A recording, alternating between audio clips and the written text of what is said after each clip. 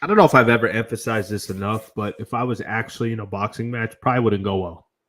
Probably wouldn't go well. But when I'm here in the comfort of my own home and nobody else is punching back, I'm basically Holyfield out here. What is going on, Laker fans? What is going on? Appreciate you guys tuning in. A little bit of a late post game show, but this is when I was able to do it. So hopefully we get some Laker content out there for everybody.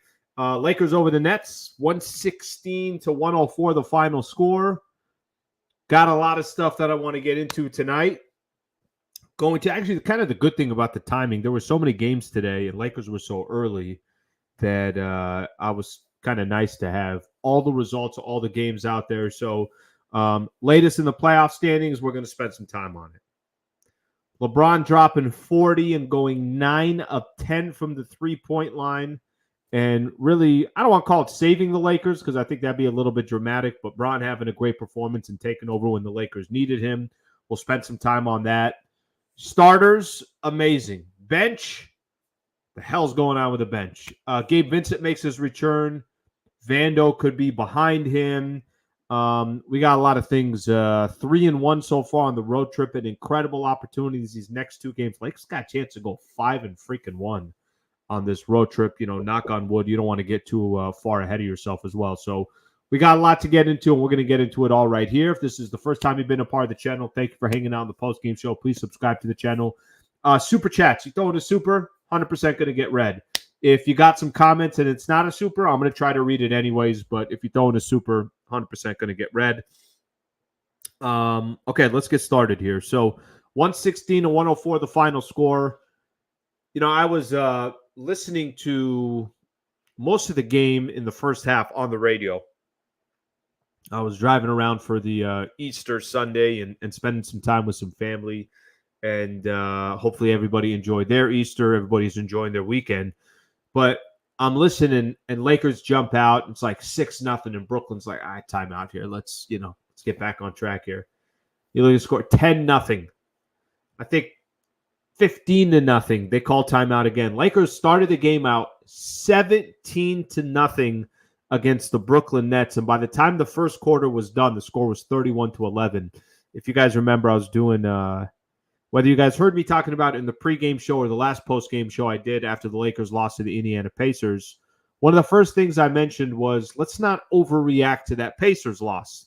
However, how the Lakers play against Brooklyn, yeah, I would overreact to that. And I'm talking about if it didn't go well. But right out the gate, you could tell that the Lakers they just weren't messing around. That this game, they understood the importance of this game. They understood that this is probably the toughest game left on their 6-game road trip. You already played Milwaukee. You already played Indiana. Brooklyn had won 3 games in a row. They beat you before earlier in the season. And they got some players. I mean, they don't have any stars. But if everything kind of clicks the right way, Brooklyn could be dangerous. Well, the Lakers were 100% not messing around with that tonight. They weren't. Like I mentioned, you're up 20 by the time the first quarter is done. By the time you get to halftime, you're up 24 points. Lakers would go up by 26 in this game. So I just love the way they took care of business tonight. They didn't mess around. They didn't pay attention to, I think it was LeBron after the Pacers game, said something to the effect that you never want to pay attention to what a team's standings are or where they are in the standings or where their record is. You just want to come out and try to play your best basketball. And I felt the Lakers, obviously clearly did that. Did it get closer than you wanted to get? Yes, it did. It actually, Sammy and I were talking about this before. Sammy in the background here, he'll be organizing all the comments. He's putting up all the pregame videos now as well. So Sammy doing a great job. But Sammy and I were talking about that. It was kind of eerie how close the Memphis game and this Nets game kind of reflected each other, right? Lakers dominate Memphis, and then all of a sudden Memphis down 20-plus points. They're only down 7. Lakers hit a couple of threes, get it back up to 13, and then take control of everything again, and everything's okay. This one wasn't ideal either. You're up 26 points, and Brooklyn gets it all the way down to 8 until LeBron takes over, and I'll get into LeBron in just a second. Not ideal, but at the same time, to be honest with you, I have a difficult time trying to nitpick at the Lakers right now. If you're winning double digits on the road, you're winning double digits on the road.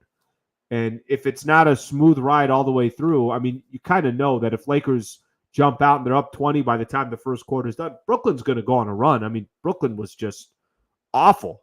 What Brooklyn shoot from the three-point line, they shot 33%.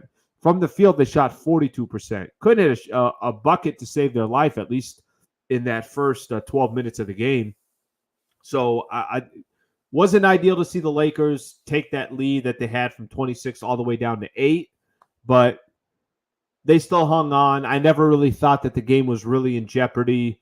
Now, you do that against a good team, then that's going to be a problem. That's going to be an issue. So if somebody wants to complain about that, I understand where you're coming from that perspective. Okay, let's get into Bron real quick. I want to get into a lot of the players, and I specifically want to look at the starting lineup, but let's take a quick second on Bron. Tonight was a cool game, or today was a cool game for LeBron. It really was. This was, one of those games where I'm going to try to find one of his quotes here. I saw a couple of his quotes that I thought were interesting. Today is one of those games where it's a perfect example of another market that only gets to see LeBron James once a year. And I'm talking about Brooklyn. You could say, okay, well, New York gets to see him twice a year because you got the Knicks and the Nets. But you could tell how excited fans were on the East Coast to get a chance to watch Bron, even though he's in his 21st season, and he didn't disappoint. I was talking about LeBron. I thought he was really bad against the Pacers. I was not a fan of his game. I told you guys I felt like he looked slow. He had the 5 turnovers, indecisive, trying to get to the basket, and Indiana would send 2-3 guys on him and rip the ball out of his hands. And Indiana just did a really good job on LeBron and on the Lakers just in general on Friday night. Bron came out tonight against Brooklyn, and look at these stats. The dude had 40 points on 17 field goal attempts. You guys saw this. Every time I do the pregame show, Michael Thompson, I might say, hey, Michael, this guy dropped 45 points, or this guy dropped 50 points. And Michael, one of the first things he asked, he goes, all right, well, how many shots did it take him to get to that total? So DeJounte Murray, a couple days ago, had 44 points, but he took 44 shots to get there. Bron only took 17 shots to get to 40 points. And the 9 of 10 from the three-point line is incredible. And they were timely threes, right? Once the lead was down to 8, it was basically all LeBron from there. He had 17 points in the fourth quarter, completely took over the game. I thought he had some interesting quotes at the end of the game. I'm going to read you guys a couple quotes that he had at the end of the game. Here's one of his quotes. And he said, not very long, not very long. I'm on the other side, obviously, of the hill, when he was asked about how much longer he'll play in the NBA. Read another quote here. So I'm not going to play another 21 years, that's for damn sure, but not very long. I don't know what or when that door will close as far as when I retire, but I don't have much time left. Okay, I don't think that's breaking news when you're in your 21st season and you're LeBron James and you're getting ready. You're 39 right now. By the time you start next year, you'll be 40. It's interesting to hear LeBron say that because I haven't really heard LeBron say that. I've never really heard him say, I don't have that much time left. The only thing that we really hear in regards to LeBron, it's like, oh my gosh, look at this guy. He's been doing it for so long. It's incredible how great he's been for this amount of time. He's going to go down as arguably the greatest player to do it, primarily also because of his longevity and all the records that he's breaking. I thought that was interesting that he just, kind of mentioned it a couple times that he really doesn't have that much time left. And I think it makes you stop for a quick second. It's like, oh, yeah, he can't do this forever. Now, he's going to probably try to sign a contract at the end of the offseason and try to get a couple more years out of the Lakers. I'm sure he's going to. And when you're still putting up numbers like this, you don't have to retire. If Bron was putting up 10 points a game, and it's like, why is this guy still on the floor? That's a different question. We'll see how long Bron goes. But like I said, the 17 points in the fourth quarter took over the game. Bron was phenomenal, and the arena at Barclays Center in Brooklyn, that was kind of unique, right? He comes off the floor and they basically give him a standing ovation. We could take, I think it's very easy for Laker fans right now to take advantage of just to not appreciate that, yeah, this dude's been, as great as he's been, he's still doing it at this stage. And we're watching him every single night. And it's like, if you ate the best cut of steak every single night, you're going to stop appreciating that cut of steak. You're just going to. If you stayed at a 5-star hotel every single night, you're going to stop appreciating that 5-star hotel, right? That just kind of comes with the territory. And I think with Bron, I almost felt like that Brooklyn crowd today. It's like they stayed they went to a really nice restaurant. They had an unbelievable meal, and they were so excited to tell everybody how appreciative they were of that meal. And I think that was a good reminder to just kind of, I think sometimes it's a good reminder that we're watching the dude play every single night, and we're bitching and complaining about certain things. And I think there's a lot of Laker fans too. There's times it's like, okay, well, is the LeBron era done? Is it not? The dude was incredible tonight. So 9 of 10 from the 3-point line. Obviously a big reason why the Lakers won this game. Okay, I want to talk about the rest of the starting lineup here real quick, but let me check out some of your guys' comments here, see what you guys got going on here. Let's see what we got here. Bargain shopper comes in right away, just jabbing. You know what I'm saying? Just jabbing. This is going to paint. Just comes in right away. Just getting in here. 9 to 10 is great. Lakers 6-1 in last 7 games. Lakers are rolling. We back, baby. 5 Lakers in double figures. This actually is going to hit me on one of my points that I got coming up, because that 5 Lakers in double figures, ain't nothing happening off that bench for the Lakers. He is not human. You talking about me, or you talking about LeBron? Because I know we were talking about LeBron, but I was also kind of in a little bit of a zone. You know what I'm saying? When I was going through my information, my data. Okay. Let's get a couple of these here. 9 to 10 from 3. So a lot of 9 to 10s from 3 here. A lot of 9 to 10s from 3 here. Okay, LeBron was great.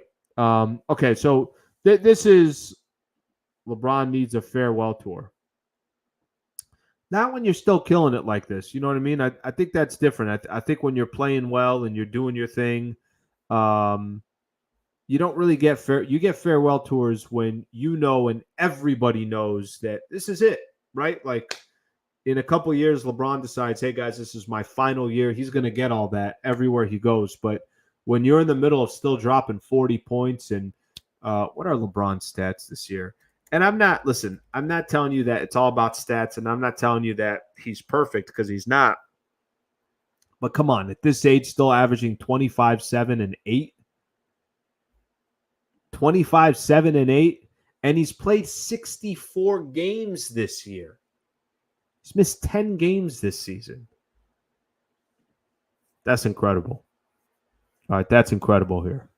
Okay, a couple more here, and then I want to talk about I want to spend a little time talking about the starting lineup. Sliwa, do Lakers finally have an identity? I think so. You know what their identity is? Score as many points as you can.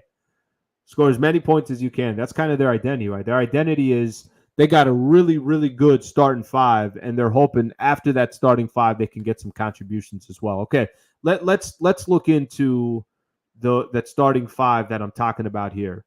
If I'm a nitpick a little bit, this is where it's going to be. Lakers 5 are pretty strong.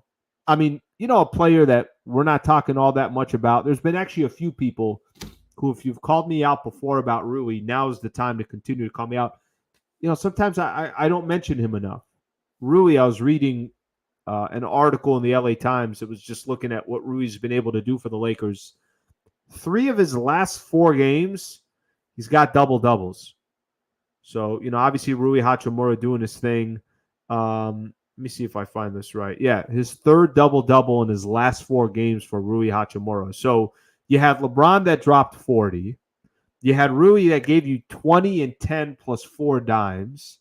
By the way, Rui, every time I look at that dude's field goal percentage, the guy's shooting between 50 and 60% from the field every single game. He was 8 of 12 from the game today.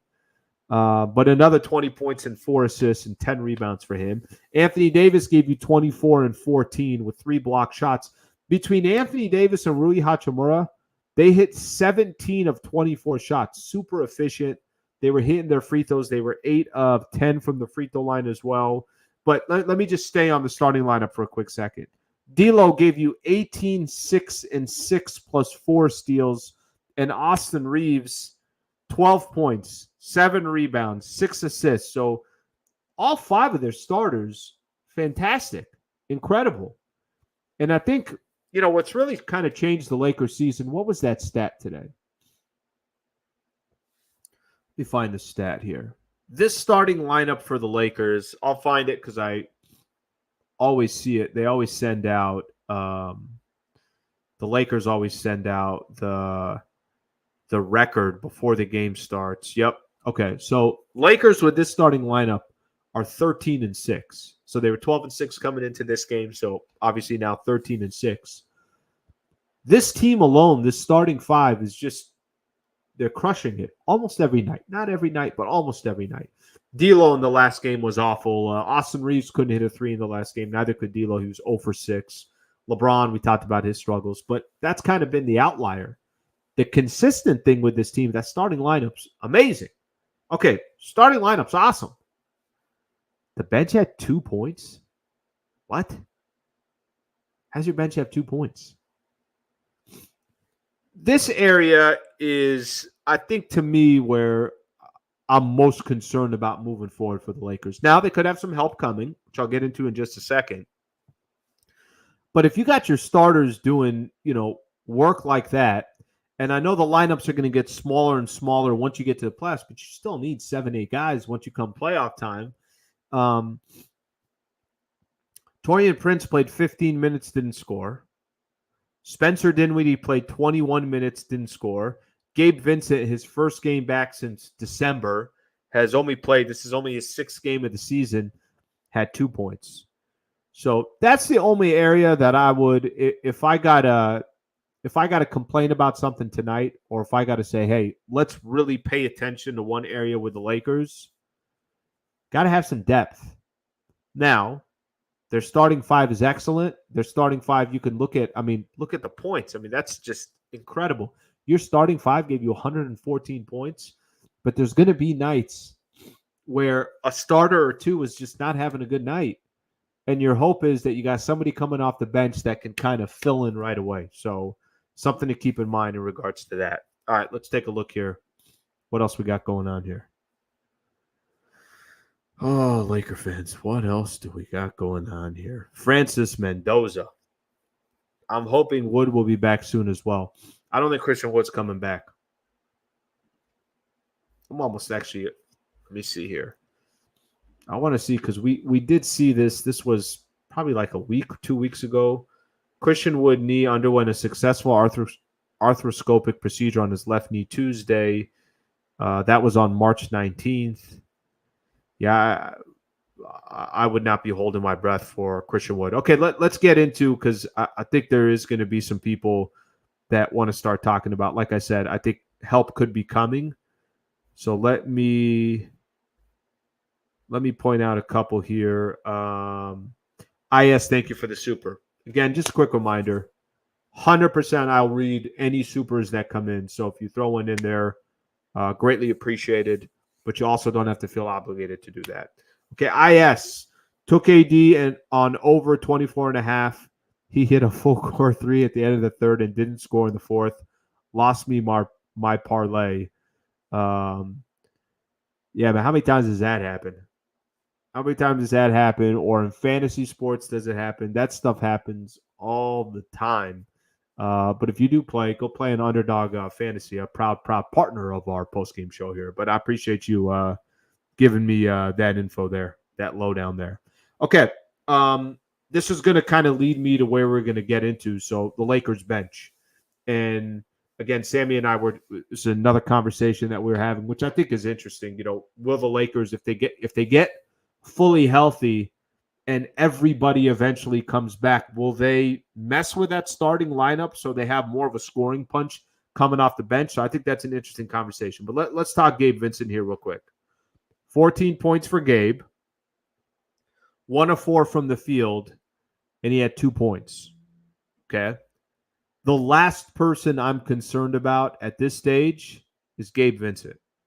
Gabe Vincent's going to need a second. Let this man have an opportunity. Like I said, he's only played in 5 games this year. He's recovering from a knee injury. So let's give this man some real time to figure some stuff out. Read a couple of quotes here that he had. Played 14 minutes. He said, just filling in the gaps, talking about coming off the bench. Go out there and compete defensively when I can on the perimeter. Battle for a board if it comes my way. If not, get the other guy out of the way, just doing the little things. So, for Gabe Vincent, this is going to be a work in progress. I've said this before. I'll say it again. I was talking about it in the pregame show earlier today as well, that I think Gabe, the good thing for the Lakers, they got guards, right? They got D'Angelo Russell, who's been excellent. Spencer Dinwiddie, I think we feel more comfortable today than we did a couple weeks ago where Dinwiddie is trending. Gabe Vincent, the one thing that I really, really like about Gabe Vincent, dude's coming from the Miami system, made it to the NBA Finals last year. He's not a guy that you got to call a play for. He does focus on the defensive side. So does Spencer Dinwiddie. Dinwiddie, a much better defender than I ever thought he was, and that's just me seeing him since the Lakers got him in the buyout market. But at least the Lakers already have some depth there, and I don't think they're going to make a finals run predicated on if Gabe Vincent is excellent or not. I think they got people that are there. The question is going to be Jared Vanderbilt. So I'm going to read something from Darvin Ham on Jared Vanderbilt. This is an article in the LA Times. I'm going to read this, and then I'm going to get into a quote that Darvin Ham had. He said, injured for Jared Vanderbilt, this is on the article in the LA Times, also seemed to ramp up his workload pregame, going through extensive on-court shooting drills. Vanderbilt is still recovering from a foot injury he sustained February 1st and has not been cleared for conditioning work. Here's what Darvin Ham said. Just not to skip any steps, just to keep taking things day by day, and don't listen to whoever's out there putting target dates on his return. Just maximize each day, try to get better each day, and just stick to the plan. Gabe had to do the same thing. Jared Vanderbilt has to do the same thing as well. Just stick to the game plan, or just stick to the plan. I think, Laker fans, what we really should be taking out of this more than anything else, the Lakers seem to be getting healthy at the right time, and they seem to be playing their best basketball at the right time. If the Lakers were at their worst in January and some moments in February, okay, at least you got a couple months before the playoffs start. If they were beat up most earlier in the season, all right, at least you got a little bit of time to try to get some of your players back. At least right now where the Lakers are sitting, the thing that I would look at more than anything else is Gabe Vincent just made his return. LeBron, Anthony Davis, D'Lo, Austin Reeves, Rui, they're all there. And now the player that it's so clear that you need more than anybody else. I know Jackson Hayes didn't play today, but doesn't seem to be anything that's crazy with him. The player that could really, truly kind of change the type of team that you can be, and I think maximize what this roster is, it's kind of going to come down to Jared Vanderbilt. This is the question that I would ask, and we'll see what happens. Because the Lakers really don't have much effectiveness coming off the bench, I wonder, and we'll run into this later on, I wonder if Darvin Ham would change that starting lineup at all if he had everybody, if he was fully healthy. Because remember, Vando was starting last year in the playoffs. I wonder if, or once the trade deadline and then that run that the Lakers had, Vando was getting a lot of opportunities. Do you bring Rui off the bench just to kind of try to make your scoring punch a little bit better? Do you make any other type of change?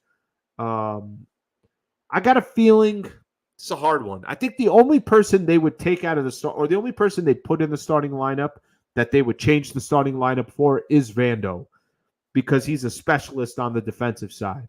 And if you're in the playoffs or you're in a playing game and you got Steph or you got Luka or you got De'Aaron Fox or you got Shai Gilgeous-Alexander or Jamal Murray, you want to have somebody that you can try to get some stops with. And that's the only person that I could think of that would change that starting lineup. That starting lineup's 13-6 over a 19-game span. All right, let's read some of your guys' comments here. I feel like I just talked a lot. All right, let's look at some of these comments. Okay.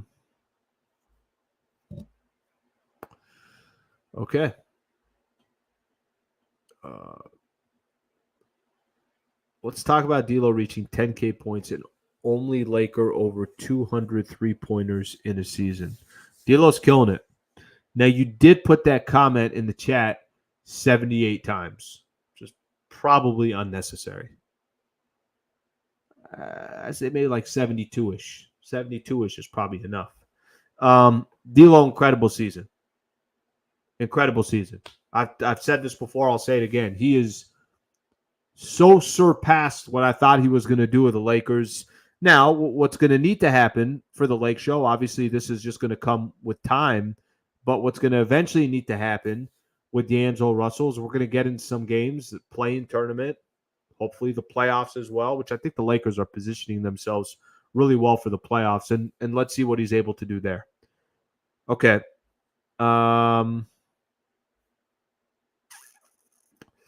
We need more productivity from the bench. No question about that. 13-6 will do. Absolutely. He's talking about that starting lineup. And against some good teams. Rui killing it. No question about that. See some more comments here.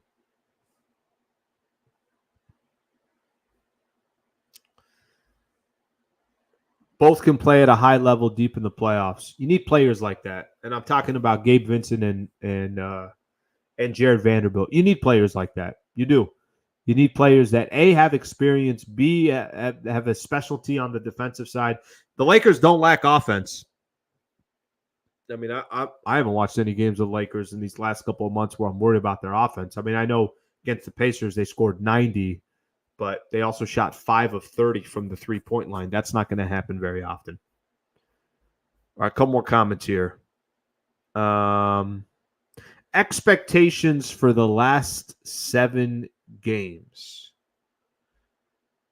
Let's see here. But before I do that, let me just kind of, I want to spend a little time talking about this road trip so far.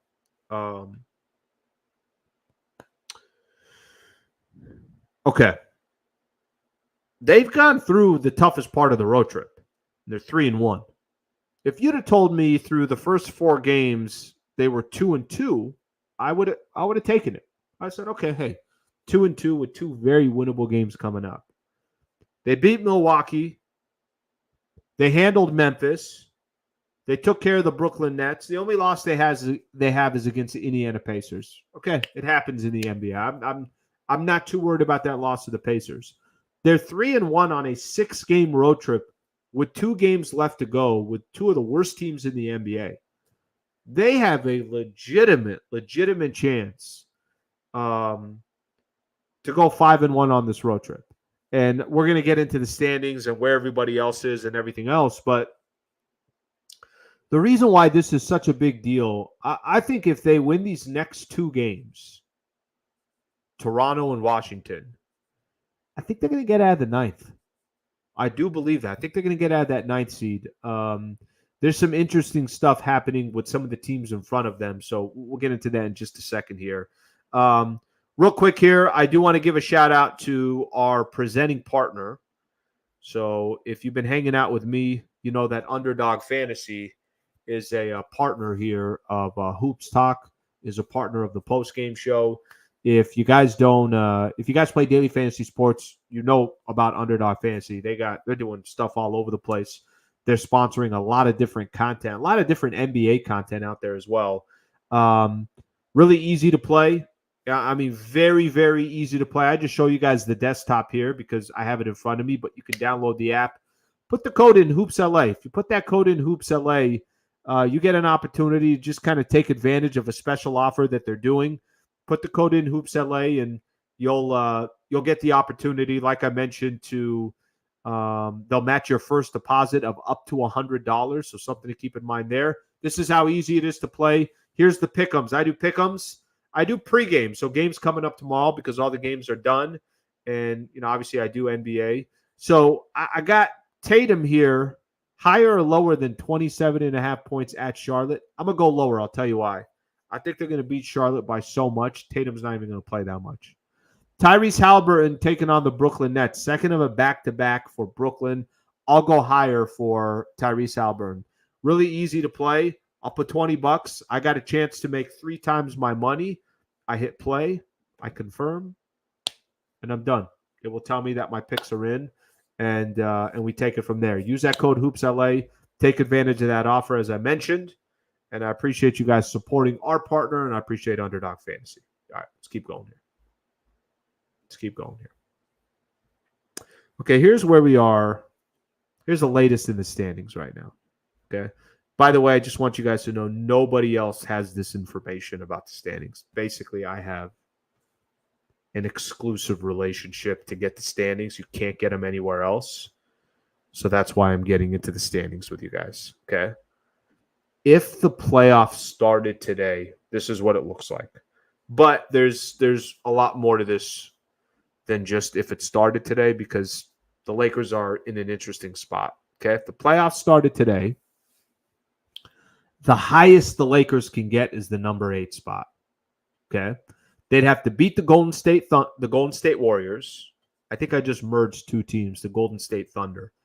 They got to beat the Golden State Warriors. Then if they beat the Golden State Warriors, then they have to play the loser of the Sacramento Kings and the Phoenix Suns. I'm not crazy about that path. I don't want that path. But I have a feeling the Lakers are going to get out of that path.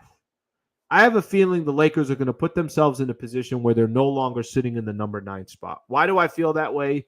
I feel that way because a couple things happened over these last couple of days.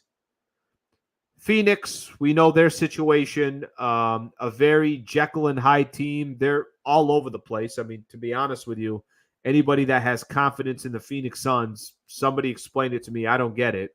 Here are the Phoenix Suns' next couple of games. They're at New Orleans. Okay. I think tomorrow's game is going to say a lot. If they win at New Orleans, then their chances of holding on to that number 8 spot is a lot better. It's a lot stronger. But look at their games left. At New Orleans, Cleveland, Minnesota, New Orleans, and LA all at home. The Clippers. Clippers on the road, at Sacramento, at Minnesota. All these teams are playing for something. So you don't need much from the Phoenix Suns to screw up in order for the Lakers to take advantage of it. Okay. What just happened to the Sacramento Kings? You guys been watching the Sacramento Kings these last couple of days? I'll tell you what happened to the Kings. They beat Utah earlier today. But what happened to the Sacramento Kings, honestly, more than anything else, just some really, really bad luck. First off, they lost 2 games in a row against the Dallas Mavericks at home. Those were crushing defeats for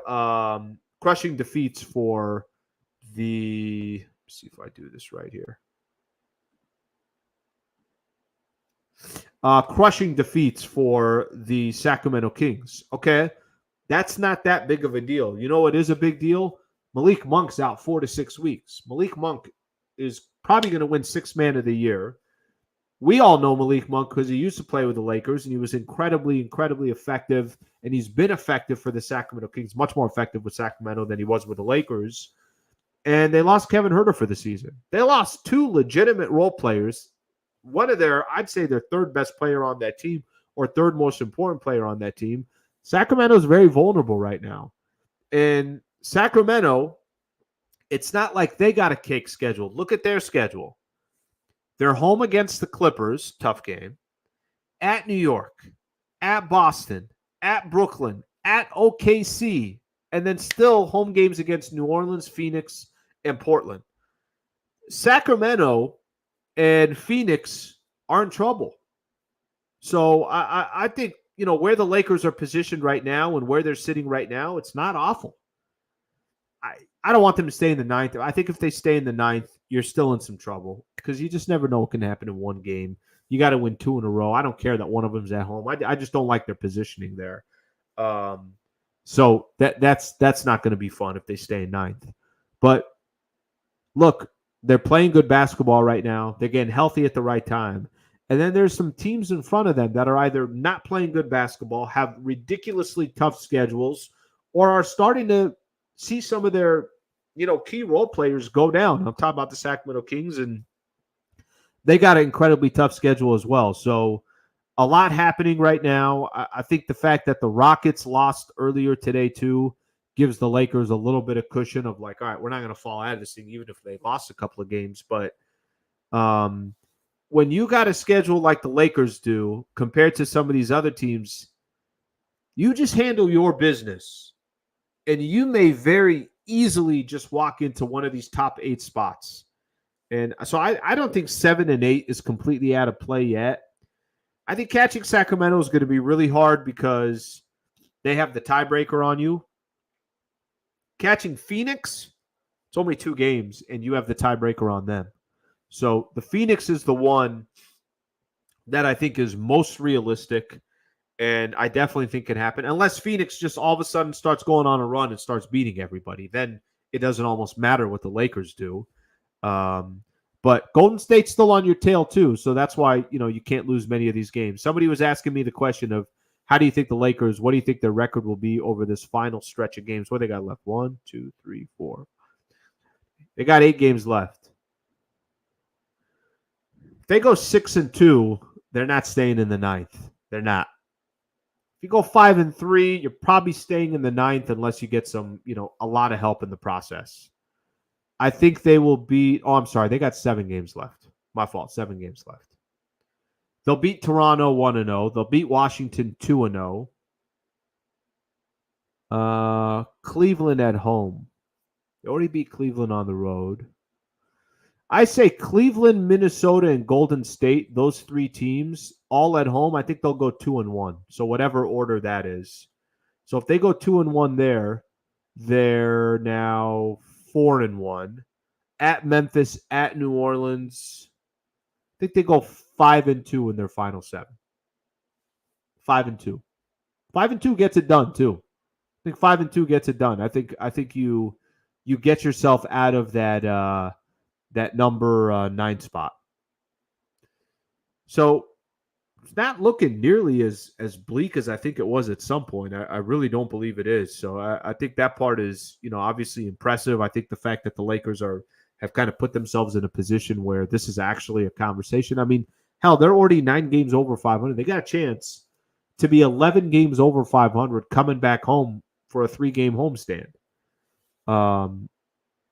And there's no excuses for them to lose these next 2 games, either one of them. So I don't want to hear people say, "Oh, Alan, don't start already talking about." No, beat Toronto and beat Washington. Those teams are awful, awful. I'll get into Toronto in a second. All right, let's get to some of your comments here. Toughest game left for LA is back-to-back Cavs-Wolves. The rest I'd pick W's. Yeah, I agree with you on that one.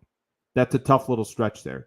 The only thing you could say is, okay, they play tonight, they get tomorrow off, then they play 2 more in a row. They'll play another 3 games in 4 nights, but your competition is so bad. It would be just a complete embarrassment if the Lakers are not able to take care of these next 2 games. David, great point. Sliwa hasn't sneezed in about 5 shows. He's way overdue. You're not lying there. I joined, this is actually kind of funny. I joined Andy Kamenetsky does the Locked On Lakers. And in the middle of my show with him, I sneezed. It was his channel, not even my channel, right? So I went on a guest on his channel. On his channel, just sneezed, And then I had to explain to him, I'm like, listen, This happens a lot, probably once every 4 or 5 shows. It just happened to be his show, not one of my shows. So I got the sneeze out. Kings tanking after losing Monk. Definitely not tanking, but their chances of making the playoffs, it's a big difference now. Slee got unlimited access. I got the standings. I got the latest standings. I get them emailed to me every night. Nobody else gets them. I have like an insider access with a small company called ESPN. I'd prefer the 7th. OKC will probably fall back to the 2. I don't know, man. I don't know where OKC is going. By the way, I got a feeling too. I know the Lakers have played OKC well. Listen, if you got to pick OKC or Denver, you want OKC. And we'll just see if we get to that position. But Oklahoma City, you don't win 52. They're 30 games over 500, and these dudes are like 19 years old.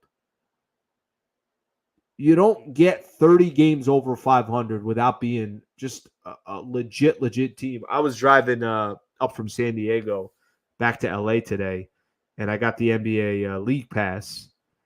And I was listening to the Knicks and the OKC Thunder, and I think Oklahoma was down 10. Now, look, they're playing basically none of their guys. But OKC was down 10.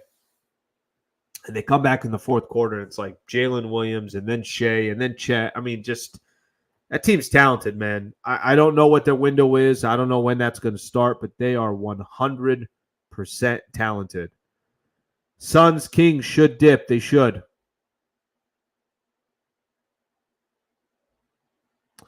Real talk. When was the last time a team had the Lakers record and was the 9th seed, even the Warriors at 10? All right, that's actually I saw somebody point this out. So if you go to the standings right now, the Lakers are 9 games over 500, 42-33. Let's pretend the Lakers were 9 games over 500, and let's go to last year. Where would the Lakers be in the standings if they were 9 games over 500? By the way, that means that the East has a lot of bad teams, and that means that the bottom, 3-4 teams in the Western Conference are awful because everybody's getting W's against them. If the Lakers were, if they were 9 games over 500 last season, they'd be number 4 in the West. Phoenix finished the season 8 games over 500, and they were the number 4 seed in the Western Conference. So 9 games over 500 is a pretty good record. Apparently, it's only 9th best in the Western Conference this year, but also shows just how kind of close everybody is. I mean, between the Lakers and the Mavs, there's about a 3.5 game difference, and Mavs are in the number 5 spot. Not that the Lakers are going to get up there. Dallas sets a tiebreaker. I'm just saying that it's not like there's a crazy difference between all these teams. All right, a couple more comments here.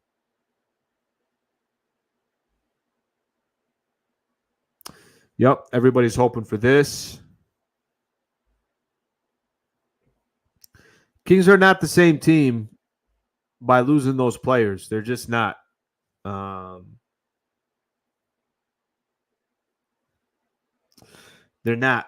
And, unless you got Harrison Barnes, unless you got the Trey Lyles, Keegan Murray, unless you got all these other guys that just completely ball out, it's a big loss. The Malik Monk and the Kevin Huerter are big losses for them. Do you think Washington will be a trap game? No. I'm not here to listen to any of this stuff about, hey, anything can happen. I don't want to hear any of that. Their next game's against Toronto. Look at Toronto's record. They're 23-51. They've lost 13 games in a row. Does somebody really want to sit here and make an excuse that Toronto or I know you said Washington, not Toronto, and I know why you're saying Washington. It's a second of a back-to-back, and the Wizards took the Lakers, remember, into overtime out here at Crypto. So I know what you're talking about there, but I don't want to hear any of that. I don't want to get into the Wizards yet because we got the Raptors first, so we'll do that, on Tuesday night after the Lakers play Toronto. But the Raptors are horrible. They're also not playing any of their players. RJ Barrett didn't play today against the Sixers, personal and conditioning reasons. Emmanuel Quickley didn't play today. Jakob Poeltl. doesn't look like he's coming back in a while. Scotty Barnes, he's out for a while. Chris Boucher had a partial MCL tear. They got a lot of guys that are out. So the Toronto Raptors have one thing in mind. Go get a really, really good draft pick by the time the draft comes. So the next game for the Lakers is against the Toronto Raptors.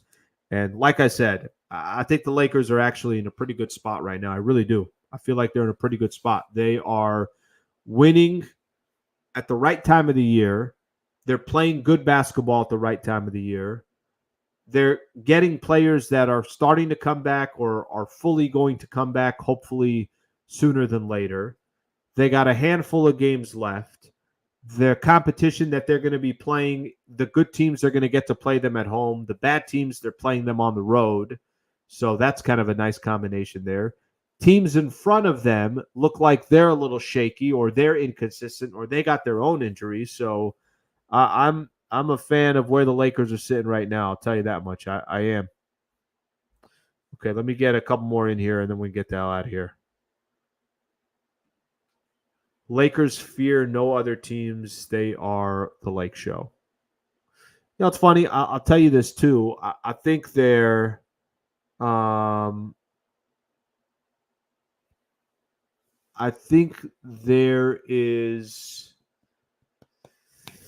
think there's a lot of teams also that are fine with playing with the Lakers, but I think there's a lot of teams right now looking at the Lakers differently than the way they looked at them a month ago or 2 weeks ago, if that makes sense. They know that, look, that is LeBron, that is Anthony Davis, that is a team that got to the Western Conference Finals. So it's not crazy if the Lakers get on another run or get on another heater. And I think they are strategically kind of putting themselves in an interesting spot. All right. Couple more and then we're done.